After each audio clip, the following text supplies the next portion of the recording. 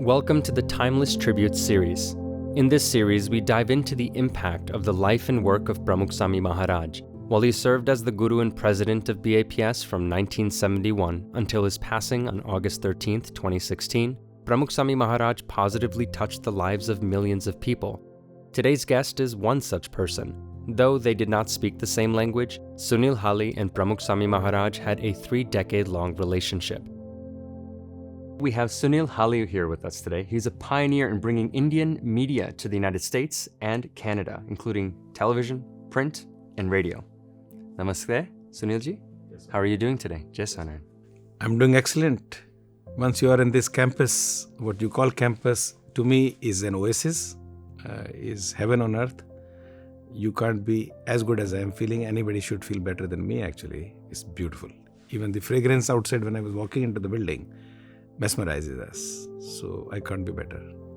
That's beautiful to hear. So today I wanted to start this conversation off by getting a little bit about your background and understanding a little bit more about how you grew up, where you came from, and what your upbringing was like. Do you mind sharing a little bit about that? Sure. I am brought up in Delhi, and New Delhi, which is the capital of India. My parents came from Kashmir, which everybody knows. My father was a principal. He was an academician. And my mother was also kind of educated, but very intelligent lady, extremely intelligent. Unique combination of father was an idealist, like any teacher, any academician is. And mother was practical. I always told her, if you had educated yourself a little more, you could be an IAS officer.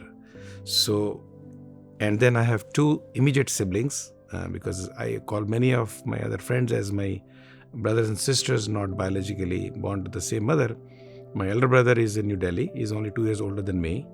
And my eldest sister is also in New Delhi. We are a very, very close-knit family, extremely close-knit family. My early education was in New Delhi. I'm the youngest in the family, so obviously pampered one. And Delhi being a metropolitan city, so you have a lot of influences of different cultures, different religion, different languages, different people. And then I went on to do what I always wanted to do, become an engineer. So I studied in Chandigarh, I studied in Nagpur, then I went to IIT Roorkee, then I did my IES, and I joined the government briefly for about 14 months because my father always wanted me to become a chief engineer at some point. So to make him happy, I did the exam and went for a day. But very quickly I was decided that I need to come to USA, and I'll explain to you later why. Okay. And then I moved here in 1987. It's been 35 years of wonderful journey, difficult journey, challenging journey, but amazing journey. In terms of being in the media side of it, I did work in the corporate world for almost 15 years. But at some point, I felt that I have a responsibility towards my community. When we came here, there was a lot of discrimination. And somehow I felt that the America did not know India, the true India, which they have kind of realized and is constantly seeping in. You see all the top CEOs, academicians, now in public life, the way our community is growing and doing very well and being contributing. But it was not clear to the mainstream America at that time. For them, it was a village, a third world country. And me being from that part of the world and knowing the kind of DNA Indians have, and I'm not saying because I happen to be fortunate to be born in that part of the world, but it is the truth that Indians are extremely, extremely brilliant. So I thought the best way to connect the 2 regions was media, because media has that power. So at that time, it was only print initially. So I started with the first newspaper, the Indian Express, which is one of the biggest brand in India at that time. And we had 5 editions, USA and Canada. Then I felt that electronic media was taking, the strong position. So I wrote the white paper for ZTV in 1996 and convinced almost convinced the promoters to agree to launch here. In 1998, I was a core member of the team to launch it here. 5 years almost operated from my office in New York. But then the Y2K happened 2000, which completely changed the complexion because Indians were all in the forefront IT was completely dominating, even though we had great position as doctors, engineers, hotel motel owners, cabbies, candy store owners. But IT totally consolidated the position for us after Y2K. And I went on to launch Divya Bhaskar, which is one of the most respected newspaper from Gujarat. And Gujarati community in America had done an extraordinary work, if you look at it, because more than 25% of Indians in America are Gujarati. And in terms of their social presence, they are actually, I always say, they are half. So every second person visibly is a Gujarati. And if you connect, because they are excellent in business, they are again very contributing and socially very active. So I felt that it's very important to launch a very good quality Gujarati newspaper. So we started Divya Bhaskar. And the second community that was already happening was Punjabi. So I launched the Punjabi channel. And third was the Telugu community, which was growing very quickly. So Telugu Times, and from extreme south to connect was the Tamil Times. So there was a strategy to it. I know a lot of people thought that I did not know what I was doing, or I was putting my hand into so many things, but there was a clear business plan in my mind that we need to look at India as it is positioned in America. So you have a Gujarati, you have a Punjabi, you have a Telugu. Between three communities, we have 66% or more of Indians in America. And then I launched the Astha channel because spirituality is very, very important, and we'll talk about it. And then we went on to do Times Now, then multiple other channels, almost 12 to 15 channels. And in 2011, I felt that we need to go into broadcasting, radio broadcasting. I went to CBS and convinced them for 10 months to give us a platform. So we were able to launch the Radio Zindagi from California, Silicon Valley to Big Apple to the Capitol Hill. This was the access created. Today, of course, we are in 14 markets because Indian community has grown multifold. So this is the backbone of the media side of it. So it is radio, television, and print, obviously, which has gone into digital side. And now we're very aggressively in social and digital. Wow, that's very nicely said. I am actually curious, when you transition now so many years being in print and media and doing this type of work and being able to help bring the Indian culture here and connect it to all the people that have immigrated to America, do you miss engineering at all? No, not at all. That's why I told you in the beginning, don't forget I'm an engineer, not a media person per se. Because whatever I do, whatever I think is clearly on the basis of the principles of engineering. Because that is my foundation. You need to have a test. You need to create a prototype, obviously, and then test, and then expand it and explore it and expand it and explore it. It's a constantly evolving, anything you see around, you have this amazing campus here. Somebody has envisioned it, and you know who he is. Somebody has built it. So there is engineering behind this spiritual place also. Everything you are doing right now with broadcasting, there is engineering behind it. Somebody may call him a cameraman or an editor or a sound person, but there is engineering behind it. So engineering is a way of thinking for me, how I do what I do or try to do. Wow, okay. I can completely... So I always say I'm engineering the media and entertainment industry. I think you're doing a great job at it too. Well, still a lot of work to be done. And I think that's the beautiful thing, a parallel that we can bring up a little bit later about the way that Pramukh Swami also led, was that there was always more work to do. There was always more to do. But I wanted to touch on something before we move further. You started Astha TV, and you said spirituality was very important. So I'm curious, when you were growing up as a child in your family, what was the environment like? What was the landscape like when it came to spirituality and religion? As I told you that my parents came from Kashmir, and Kashmir is known for its spiritual and religious bent. And they say the most well-known rishis and munis went to Kashmir to learn for higher education. Obviously, we must have some kind of connection as descendants from those trees, and it has gone into my mother and father, obviously, and which came to us at home. It was very clear. My mother was a religious lady and my father was a spiritual person, because both were coming from the same place, but one was very highly educated, academic, seen the world. So he would adapt the religious part into spirituality, because ultimately it's the spirituality that takes you forward. Religion is our personal choice. We make what we want to do, which religion we follow. But inside us is the spirituality which takes you forward. So it was always there. There were fasts my mother would keep, because India is a land of festivals, and the festivals are built around our religious functions, Holi, Diwali, and Krishna Bhagwan's days. So there was always prayers, and obviously as a child, first it was very important for me because there will be prasad and there will be good food.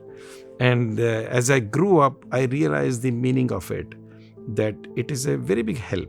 And as I grew further and further, I realized spirituality really helped me a lot. Whenever I am in challenging times, I take a step back and go and stay calm. But one thing is very clear, that I have ultimate faith in God. I don't define the name of the God. Whichever name, shape you want to have it is there. But I'm very clear from what I learned from my mother. Her ultimate power was God. And there is some power bigger and better than all of us together, who is keeping us going and helps us. And you just saw it out of pandemic. 3 years ago, 2.5 years ago, we all thought there is no future for us. We are not going to survive. You saw we lost 18,000 people in 60 days. 300 people dying in New Jersey was never heard of. You could never think. My worry was what will happen to the other part of the world, which is India, because we don't have such medical system. So now we have the spiritual power, and I said, God created this world, so beautiful world. Why would he want to destroy it? That's when it came to me, we will never be. Of course, we lost a lot of people and prayers for them, but this world will still exist. This world will still remain beautiful. We just need to bide our time and go through this transition. So this was the atmosphere at home. On one side was my parents, my mother, very religious person, and a strong person, and my father, very spiritual person and a calm person and a very honest person. So between the two, I always say I'm a true combination of both of them in my life. So it has been always in my body, in my mind, in my heart. So there was never a point where you had to consciously accept it as you got older. Just an example, when I was raised around my mom and my dad didn't have so much of the spirituality, but my mother for sure was religious and she practiced. But it was later on in life, in high school, when I actually got introduced to Pramukh Swami Maharaj, where it became a very active part. But for you, it was always an active part. It was because I told you we are from a place called Kashmir, which is known for it, temples all over. When I was in Kashmir, every summer, every morning, 4:30, we have to wake up. But as a child, you just go it for fun because it's somewhere you have to go. But slowly it sits in your mind and head, and then you start interpreting the way you want to interpret it and use it the way you want to use it. But religion and culture are integral part of my system, my body, my thinking. It's clearly inside me. Okay. So then that kind of takes me to this next set of questions that I wanted to hit on. Now, from this professional background, your upbringing, all of this brought you to America eventually. But when was it that you were first introduced to either BAPS or Pramukh Swami Maharaj? And who were you introduced to first? Who did you hear about first? Before I answer the second part of it, first part is very important. I made a conscious choice of coming to US. And it may sound little philosophical or theoretical. I never came to America for money. I came for a reason. And you can see the graph of my life, and as you will see for the next 10 years, hopefully if I have a life for 10 more years, I will be following that track. I always felt that US is a great country, India is a great country, but somehow if these two countries come together, even for practical purposes, because we are politically slightly differently oriented, but if these two countries come together, the new generation, which is your generation and the generations to follow, whether you live in America or India, it will be a very good bond. You have 1.4 billion people in India, brilliant brains, and you have almost 300 million people here with great resources. If they connect, between them, about 2 billion people can make this world slightly different and better. So that was my mission. It seems a little too far-fetched, but this is the truth. That for me, building the brand India, my kids always ask me, what do you do? And I tell them, whatever I do has one thing behind it, that it has to have brand India built into it. If I am here, if I am doing anything in a daytime, night, it's very clear to me it must build the name of my country in the minds of rest of the world. Since I happen to be US, Canada and South America and Central America, so for now, that is where the responsibility lies. Going to Pramukh Swamiji, 9/11 happened in 2001. It was the most unfortunate event that has ever happened in America. We were all shaken. We never imagined America can be touched. It's an invincible country. And that myth was broken in that one morning when that difficult event, sad event happened. Besides losing the life of so many, we lost confidence. So I was very disturbed because I never saw the world from this point of view, that somebody will create such a big plot and bring the landmark engineering marvel of World Trade Center. I used to go sit on the 109th floor and see the world from there just by myself quietly. And now suddenly this building is come down. I was depressed. I was angry. I was very uneasy. I've never shared this with anybody, but I share in front of my Pramukh Swamiji, who is omnipresent today in his own place, which is this campus today. I was very depressed. I was very uncomfortable. I was very uneasy. I did not know how to progress. Should we go back? Should I stay here? Should I move out of the professional life? But some of my friends told me about there was a mission being carried at that time, and there is a temple in Woodbridge. So let's go there. I generally don't go to temples very easily because I feel my current temple is my workplace, and which is where I need to offer my prayers in the form of my karma, day-to-day karma. I go to temples either when I am a little bit uncomfortable, I need a little more peace of mind. So I agreed to go with them. And I saw this place. I saw young kids, very little kids. They're like 3 years old with a broom, cleaning. I cannot believe this. I see people sitting. I'm not talking about the prayers, just the atmosphere of the you call it BAPS temple. For me, temple is a temple, a mandir in Woodbridge. That was the first time I went to this group, this temple, and I was shocked. So I started to inquire, what is this temple about? This is Anil Bhai, especially Anil Bhai Patel, and my other friend who's moved to Atlanta. These two people took me there, and so one of the guys who used to work in our company, he took me there. So I tried to learn more about it. What is this group about? How do we go about it? So I started gradually learning a little bit. And then this earthquake happened in Gujarat. So there was havoc. Everybody is raising money. So we also created a fund under Indian Express. So I think we raised about $10,000 at that time. I did not know what to do with the money. So I was obviously very inclined to give it to an organization who has the roots and who will deliver it. Ultimately, people raise money. I don't know where it goes sometimes. In this case, so I reached out to the BAPS organization and we gave them the check. We said, this is the money we have raised. You can do the best you can do with the money. It threw me into the system. I would never tell anybody, I'm telling you today, I would never tell my other friend. I would just go sometimes quietly because there is Aarti every Sunday. Sometimes it's Saturday, sometimes it's Sunday, 7 o'clock. I would just go sit there and observe. That gives you the truth. I would sit in the back quietly. And then I realized this is where I get my happiness. This is where I'm starting to feel a little better. And one of the trips I was told that the big Swamiji is here. I knew his name, but not enough about it. And that's when I first time Pramukh Swamiji was on the stage, and obviously people noticed me. And being in the profile that I am in, I always say I've not gone after money or I've not earned money, but I've earned respect and love. So they gave me the opportunity to see him very tight and close. And that picture is in my office and everybody knows it. And I think Swamiji, who is organizing this, was there, if I recall it. He was the interpreter. He may have forgotten. I have a picture. And that's when I spoke to him first time. You have no idea. I cannot tell you the vibrations that were coming. I used to wear a bangle which takes the anger away, somebody told me. So he was holding my hand. The vibrations, the comfort, the feelings that you can't get from anybody except somebody in your family. It could be your grandma, it could be grandfather, it could be a teacher, you could be a mother. Somebody who was holding your hand, I just felt fantastic. I just felt excellent about it. And the face, which you have seen many times, glowing.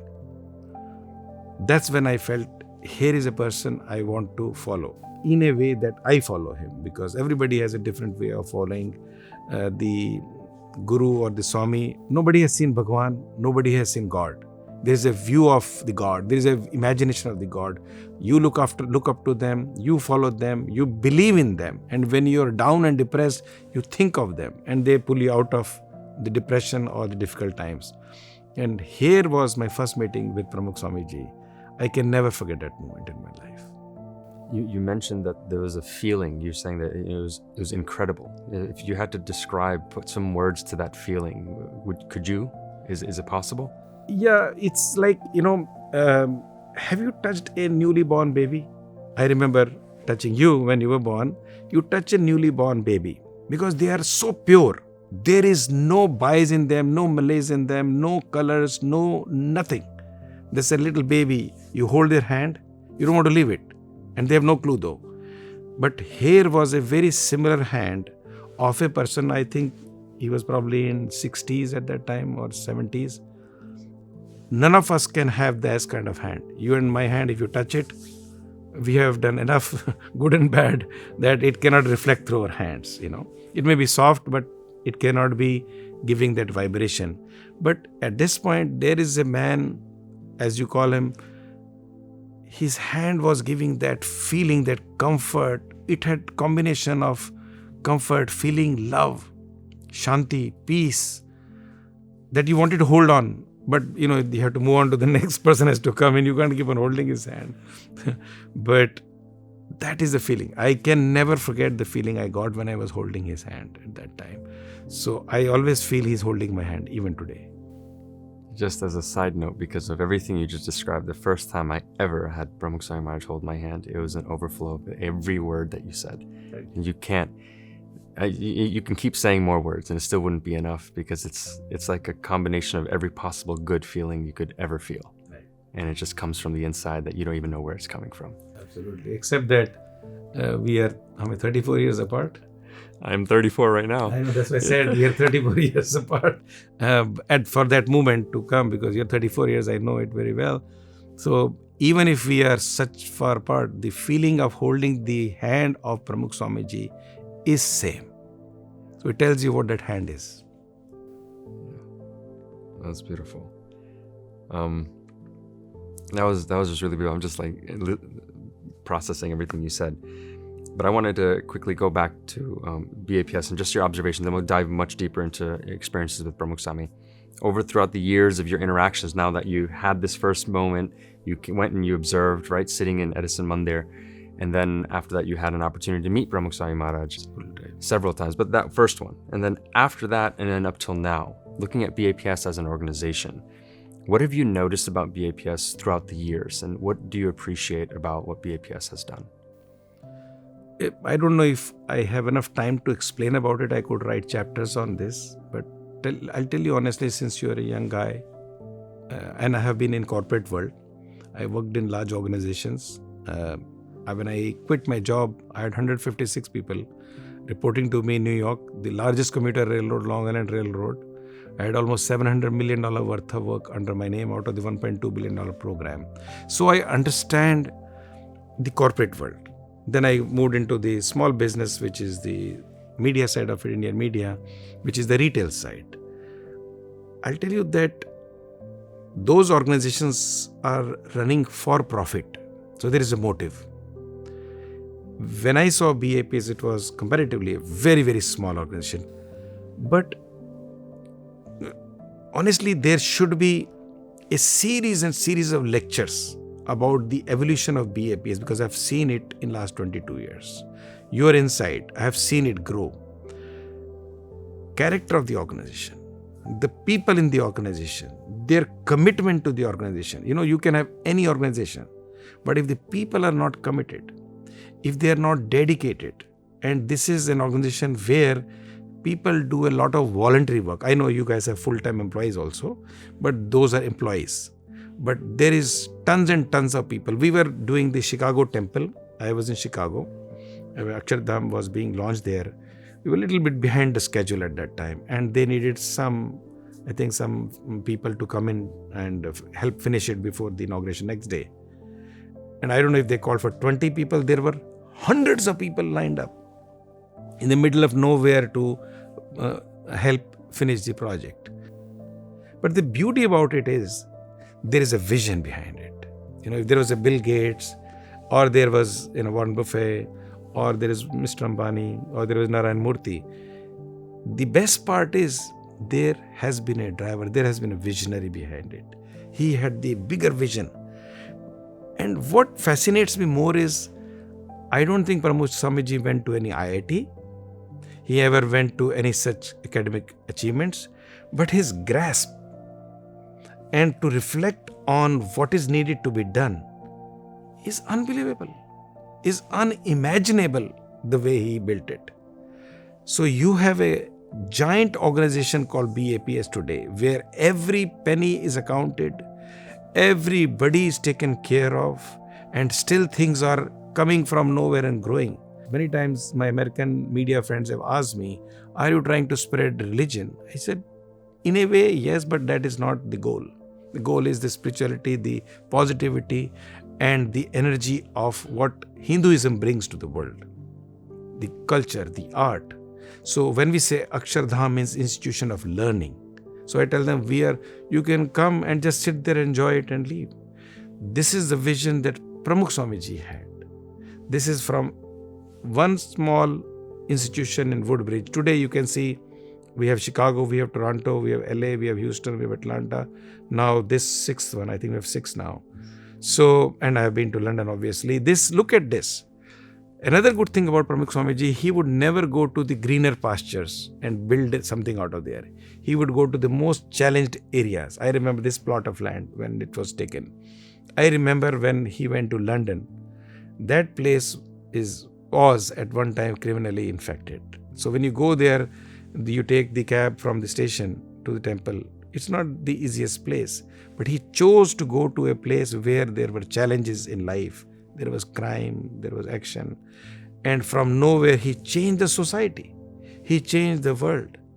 You look at Canada, they never looked at us very positively. Stephen Harper, I was at one time very closely with him, the Prime Minister. And I forget the name of the mayor and the premier of Ontario. I have a very strong base in Toronto.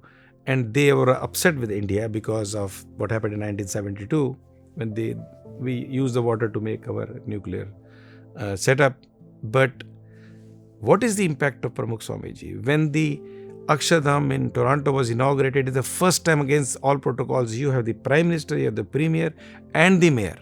All three for 3 different days coming to there. There has to be an organization. There has to be a system. There has to be an order to it.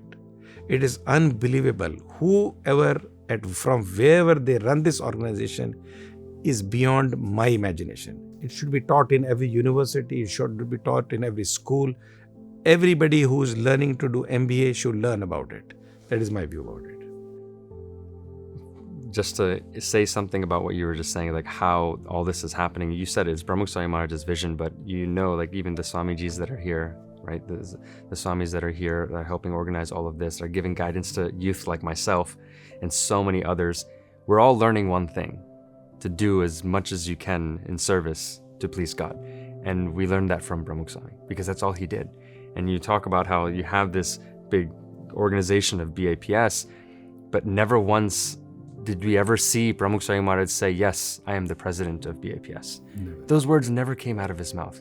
And so I feel like this growth, and the reason why people are so emotionally attached is because they see someone that they want to aspire to be like.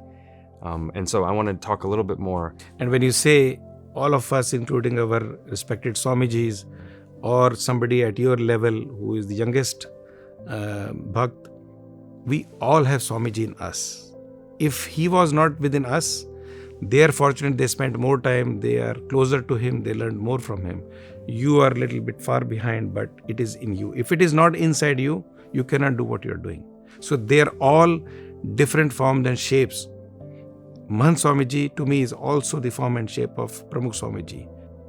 And Pramukh Swamiji was not here to teach us about God, because there is no visibly God. He just wanted all of us to be a good human being. He always taught, when you were a little kid, you used to go to Florida, remember? He always taught you to be a good human being. That's all his single mission was. Whether you are an American or Indian or a Chinese or a Christian or whatever you are, just be a good human being. He never pushed you to follow a particular religion. It is your choice what you did. When you were mentioning Florida, you were talking about the conventions that happened, right? In Orlando and the convention that happened in Jacksonville. Is that what you were referring to when you said Florida? When the younger kids were, because he used to organize camps. Yes. Yeah, because he was very particular about the younger generation. Yeah. Because if you, a few generation had to be groomed carefully. After now it has already seeped in. There is multiple generations. They're all able to see it together. But if we had a gap between the generation and they had not picked up, we probably would have lost the plot. I remember, for me, I personally would not be sitting here with you right now if it wasn't for the attention that he had given to all the people my age. And at that time, I was 13, 14 years old, so impressionable. And I think the biggest thing that I was able to walk away with was this concept that a life lived with values and character is far more beautiful than accolades and honor and fame. And I think that was like the first thing that attracted me and made me realize this. So I'm curious, after that first interaction that you had with Pramukh Swami Maharaj, I'm sure you've had many more. Do you mind sharing the interactions that you've had? It doesn't have to be in chronological order, or the ones that you remember, ones that are... No, like you said, I've been very fortunate. One, Pramukh Swamiji is always with me. I've never felt he's not with me. Whenever I am a little bit down or depressed or angry or upset, then I look at his picture. I get that immediate extra feeling, even though I feel it all the times. You may find it a little bit superfluous because you're young. Unless you have the same feeling, you cannot take Pramukh Swamiji from my heart. No matter what you ask me, I'm very not passionate about it. He's a part of my system. So I will not mince my word. I will not be shirking from speaking about him as much as you want me to speak about him. But that is the truth. But like I said, I would go many times. I went to Bombay, and Hemant Bhai, he's been very instrumental. Dr. Hemant Patel from New York, very important person who made me learn gradually into Swamiji and what his thinking is, how it was. Because he's a very practical man, while he's also a cornerstone of the organization. And so we went to Dadar, and Swamiji was there by chance. And I like to just sit and observe, because that tells you a lot, Even in my classrooms, I was not very hyperactive with the teacher, but I was listening to him very carefully, even though I was a backbencher. Except for until the results came in, then the teacher would say, how come this guy was in the back bench and he still has the highest grade? Because I was paying a lot of attention to it, which is the message in what I'm saying. I'm not being pompous about me, but I'm saying it is the attention that you need to pay. So I was sitting in a corner, which has happened at least 3-4 times, that I would sit in the corner and I would see people come in and I observed them. And Swamiji was interacting with them, talking to them. It keeps on going. And I could see from the expression, the body language that was going on. And eventually the day was over. Then I was the only one. Again, there was one Swami, I don't remember the name. He was the interpreter. So fortunately, Swamiji was not feeling as sleepy at that time. So we spent at least, I would say, 1 hour together. And he made me think a lot about me. So he asked me who I was, from where I came, about my dad, my grandfather, my upbringing. We spoke anything you can think about me and my family. He wanted to know about me, who I am, what I do, how did I... because somewhere, I'm not born in Gujarat. So technically, initially, Pramukh Swamiji was more inside the Gujarati community. Today, he is a globally owned. Everybody owns him. So that was one of my personal missions at that time also. So I had a wonderful 1 hour with him. What year was this? It may be 2009-10.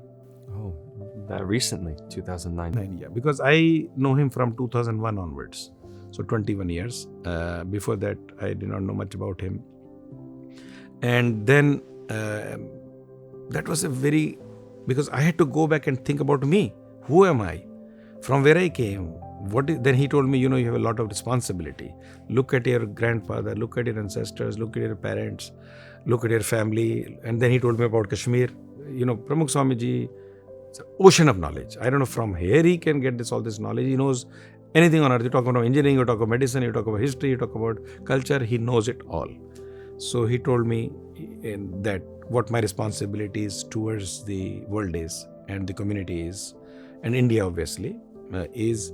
Then there was another moment. Sorry, before you keep going and go to Chicago, what did he say was your responsibility? He's got one line. The one line tells you all. I cannot get over that line. In the joy of others lies your happiness. Initially, I used to think, what does it really mean? And one day I was sitting with Agnavalabh Swamiji. He's he's an engineer, you probably should know. And he's from BIT Pilani. He's an electrical engineer.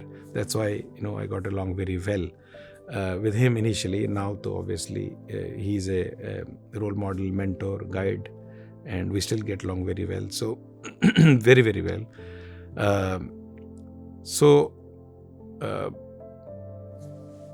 When I was sitting in Chicago, I was going back to Chicago because in my mind is already in Chicago now. I remember that room I'm sitting.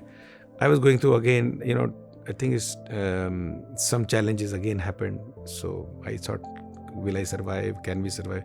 Media is very difficult. And I don't have technically a mentor.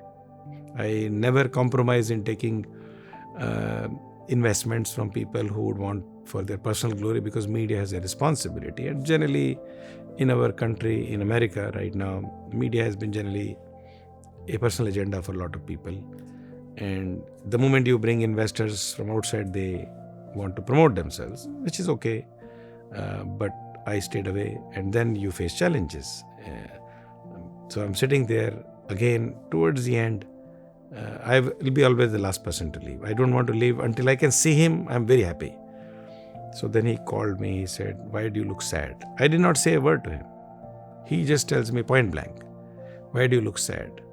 So I said,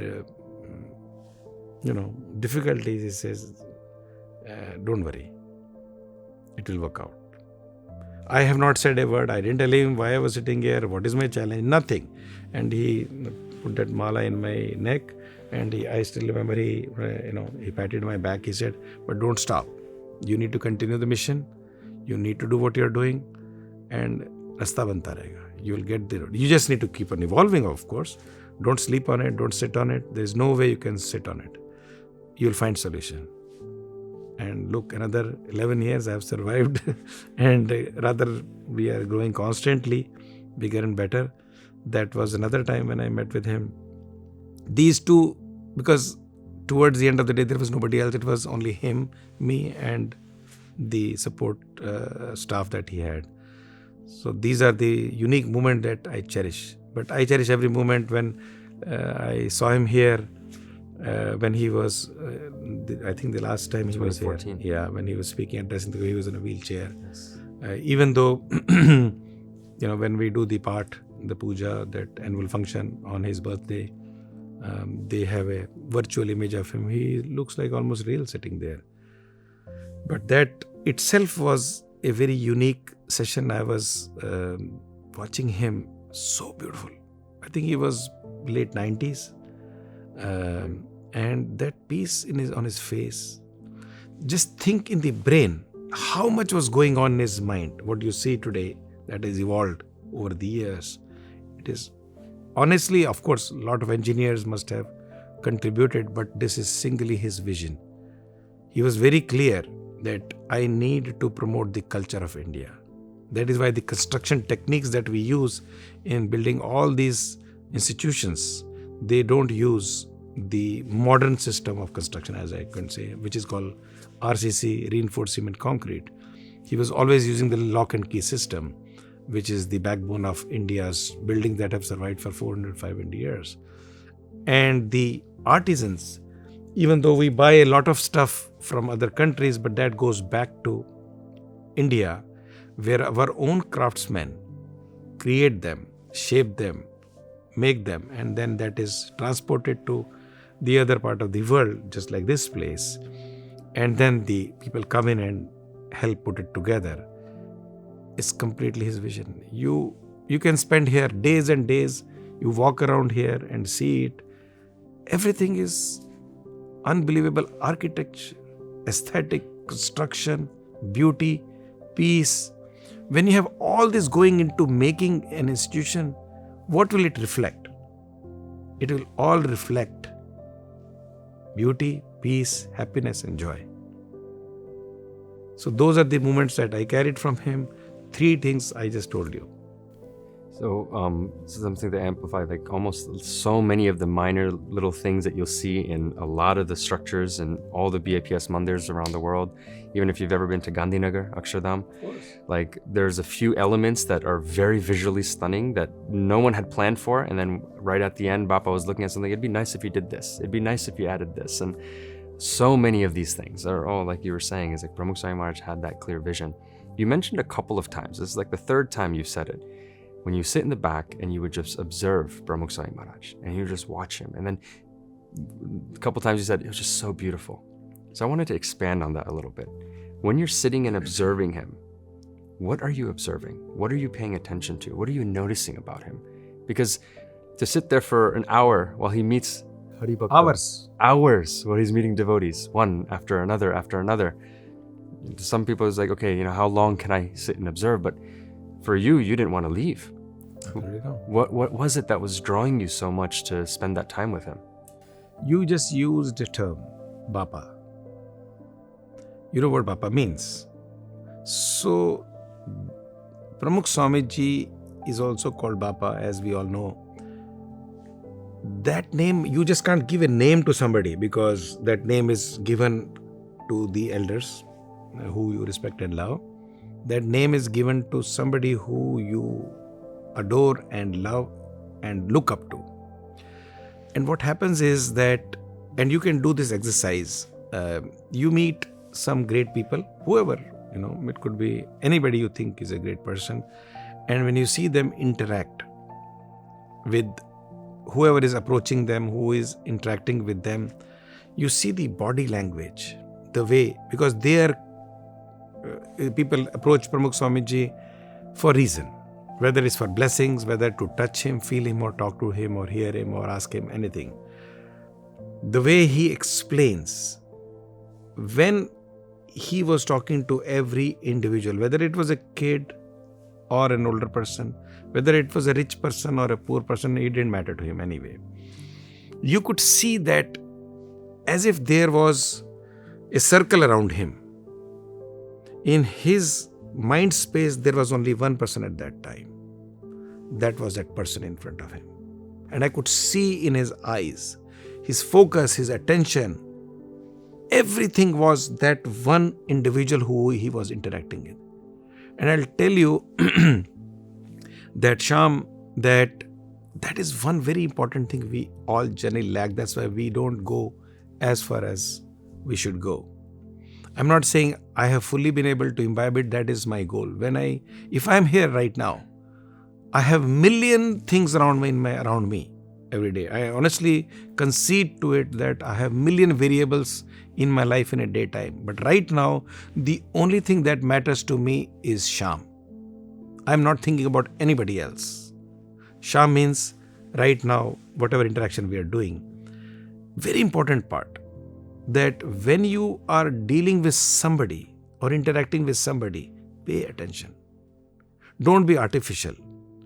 Don't look around who else is here, who's worth my time, my value to me. That is now becoming materialistic. If you are paying attention to somebody, whoever they are, pay full attention to them, because they are coming to you with whatever expectations they have. Professional expectation, financial, business, spiritual, moral, whatever it is. That is what I saw when Pramukh Swamiji was dealing with anybody. His mind was very focused that somebody has approached me, he has a lot of responsibility toward that person.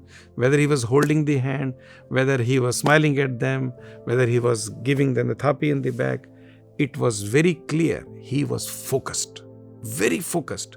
For him at that moment, the only person in this 7 billion plus world was the person that he was dealing with. So that is what I was observing from him at that time. And I have tried to follow it as much as I can follow when I am with somebody. I don't like to divert my attention when I am dealing with somebody. And that is what I observed with him when he was doing what he was doing. And the peace. You can always see his face is so peaceful. He's always smiling. There is no tension. Do you think he never had tensions? He never had pressures? He never had issues? He never had problems? Very clear mind. I remember your father Chandu is a brother born to a different mother. I'm telling you, he was telling me once there was an issue in the drawings. They were trying to find a solution. And he said, bring it to me. Let me look at it. And he said he found a solution.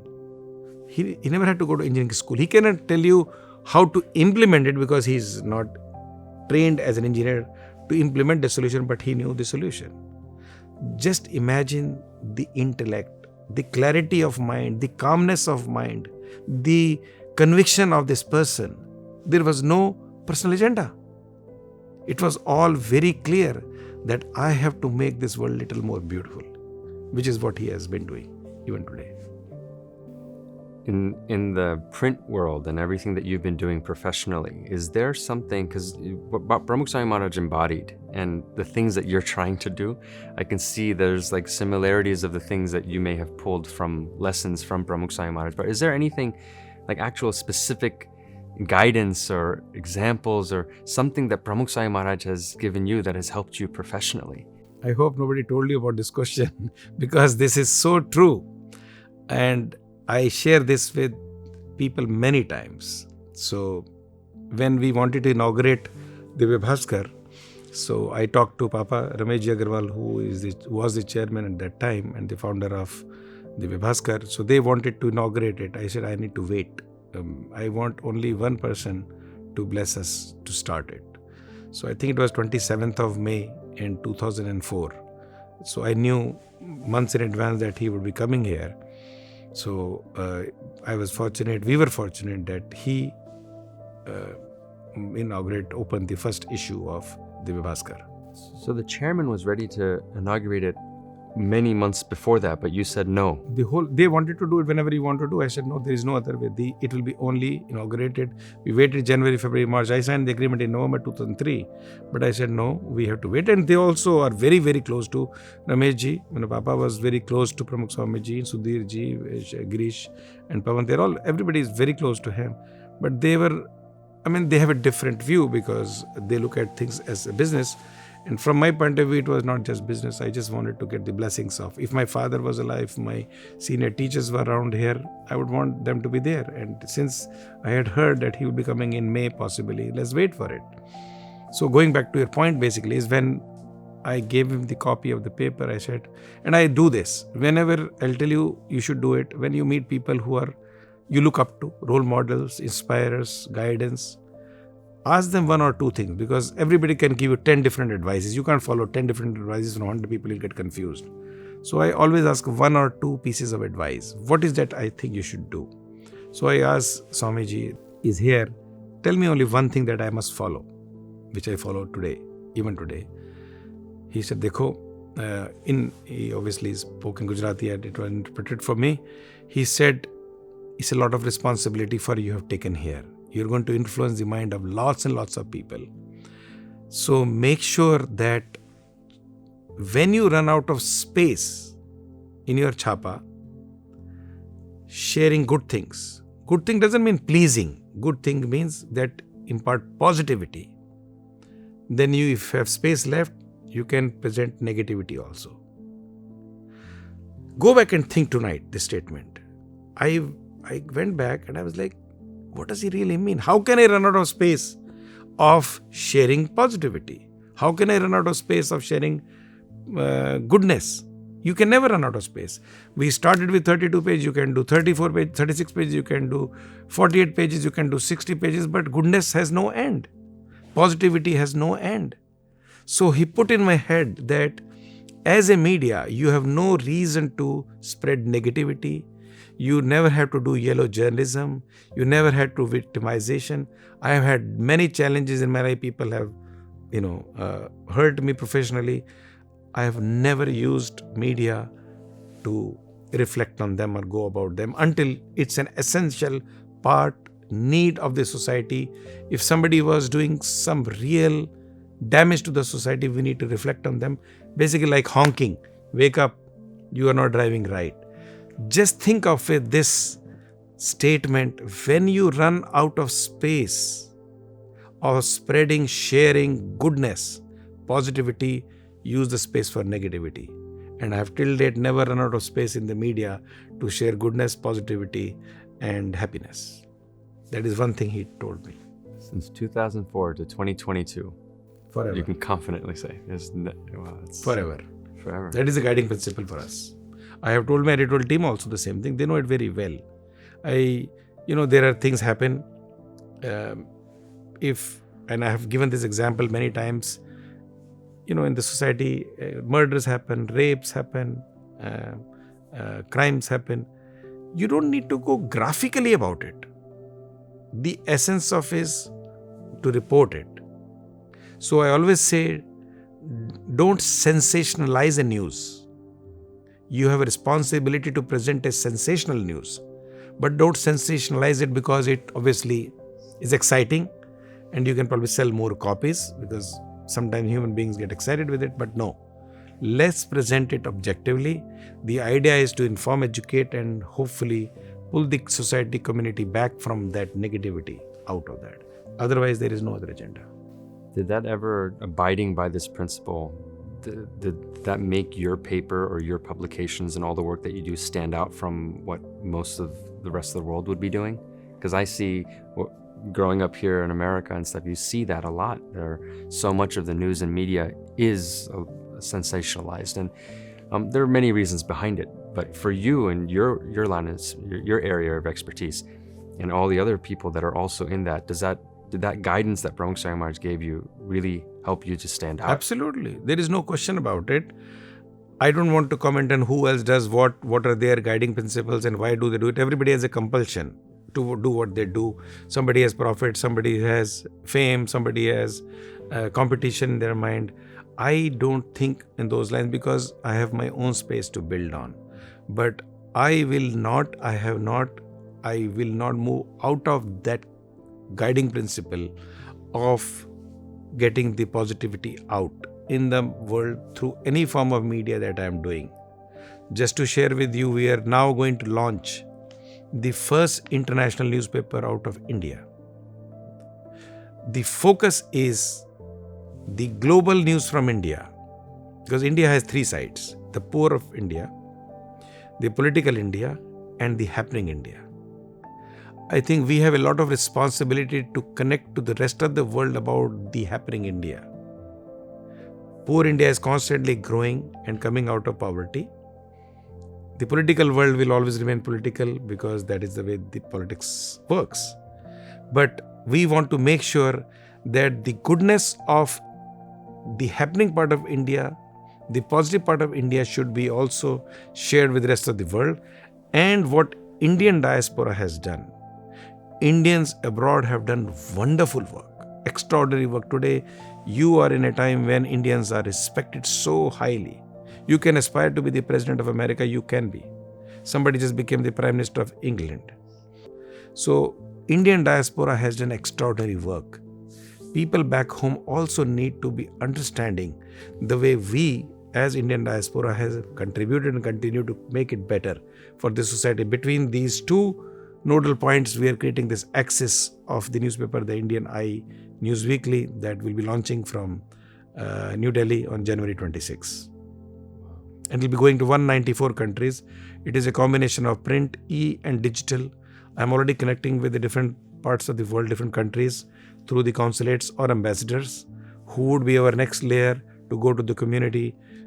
So if India has a political relationship, India has a business relationship, or India has a diaspora relationship with any country. For example, South Korea, we have a very strong business relationship. We have a very small community there. You go to Japan, we have a very small community, but we have a strong business relationship. Canada, we have a very strong community there. but we don't have enough political relationship. So we want to make sure we go and connect these two parts of the world through our media. So digital, print and all three forms will be there with the blessings of Pramukh Swamiji. Congratulations on that. That's very exciting news. Yeah. The prototype is ready. The teams have been put together. We are just we are putting the pieces together to launch it now. So Pramukh Swami Maharaj did what you were just talking about, what you're doing about highlighting what India has to offer and being able to spread that. That's all I've ever seen Pramukh Swami Maharaj do so proudly, because there's so much wealth and knowledge there. So connecting back to your relationship with Pramukh Swami Maharaj, I wanted to ask you, you always had an interpreter there, because Pramukh Swami Maharaj spoke Gujarati. Yeah. He could speak Hindi, maybe, broken Hindi. You spoke English and Hindi. But did you ever feel that even if the interpreter was there or was not there, you'd still be able to communicate with him fine? Absolutely. I told you, with him, by just observing him, you could communicate with him. Even sitting from a distance in the corner of a room, you could communicate with him. He is a role model of communication, cutting through all barriers, cutting through all political boundaries, cutting through all religions. Just imagine today, we have an institution in Middle East. Somewhere somebody, which obviously in our case is Pramukh Swamiji, has communicated something to the administration there, that they agreed to let us build the institution in the middle of Middle East. In fact, they have gone beyond that, and that everybody knows, but there must be some communication.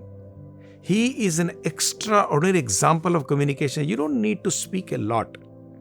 You just show it by your work. Whatever he says, whatever he meant. And there was no agenda, because that part of the world also realized he's not here for an agenda. He's not trying to spread. His only thing was to spread happiness, joy. And they understand that. That is why I think he is a master of communication. You can see, if you remember when you were a little kid, how could we imagine you were not born there, you were not brought up there, you went to best of the schools in Persephone, you went to Rutgers. What is your connect with India technically? Nothing. But somebody is communicating with you somewhere. And it is only Pramukh Swamiji. Whether it is Agnavallabhji or Brahmbihariji or any other Swamiji, but they are all his form. So he is a master of communication and convincing. He never forced anything on anybody. He never forces anything. He just tells you about it, then he leaves you to interpret it, accept it, introspect inside, analyze it, and imbibe it.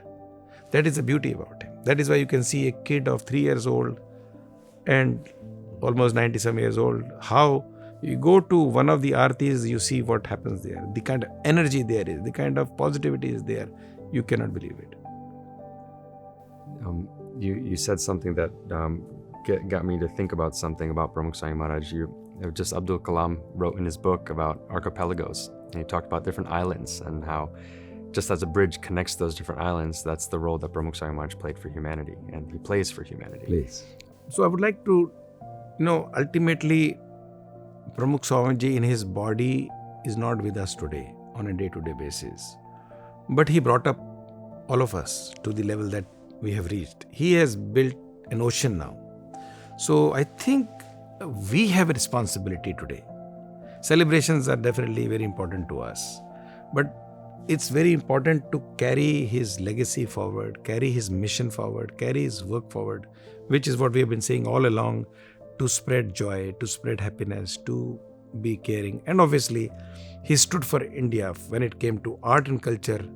I'll tell you, he is the best ambassador India has ever produced.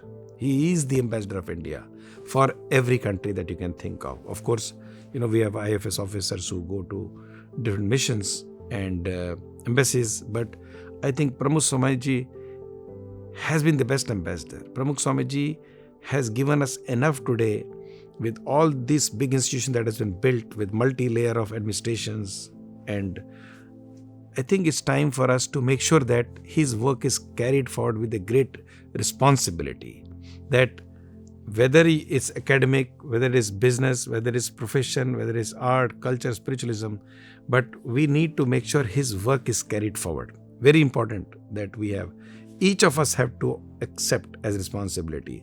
So what I feel is that even if I can impress one person or connect or make them understand what Pramukh Swamiji stood for, what BAPS stands for, because when you grow a large organization, it's not very easy, which is the second part I'll talk about. But I think we individually, all of us, whether we are 1,000, 10,000, 100,000, hundreds of thousands of individuals, especially the non-Gujaratis, which is why one of the discussion I had with Pramukh Swamiji was, I want you to be available to all of us, because initially he was mostly in the Gujarati community. And now once he opens up, he went to Hyderabad, he went to Chennai, he went everywhere. And then he went to Middle East. You can't go further than that. So he included all of us. Delhi's Akshardham was supposed to be a small project and 109-acre project. You cannot have an Abdul Kalam Azad who is like me, a modern professional scientist. Forget the President of India. He was one of the best scientists India has produced. It's not very easy to convince people like us. I'm not comparing me to Abdul Kalam ji, but Abdul Kalam Azad is the President of India, number one scientist of India, looked up to Pramukh Swamiji as a role model. He used to respect him. When the Delhi temple was inaugurated, all the protocols were broken. The President and Prime Minister can never go to a single place together. Dr. Manmohan Singh was there and Abdul Kalam ji was. Protocols were broken. President cannot be there. Prime Minister cannot leave until President leaves. Prime Minister had to leave. President said, I am not leaving because I am also a human being. Then the sofa was moved down to the landing stage and then it was turned around. So the point is that, Abdul Kalam Azad, we are all his biggest fan. All the technology people, all the scientists around the world, and obviously India, respect him. But he respected Pramukh Swamiji. So there is something that Pramukh Swamiji had that he could influence people like Abdul Kalam ji. I had one last question, which if you could look into the camera as if you were talking to Pramukh Swami Maharaj again.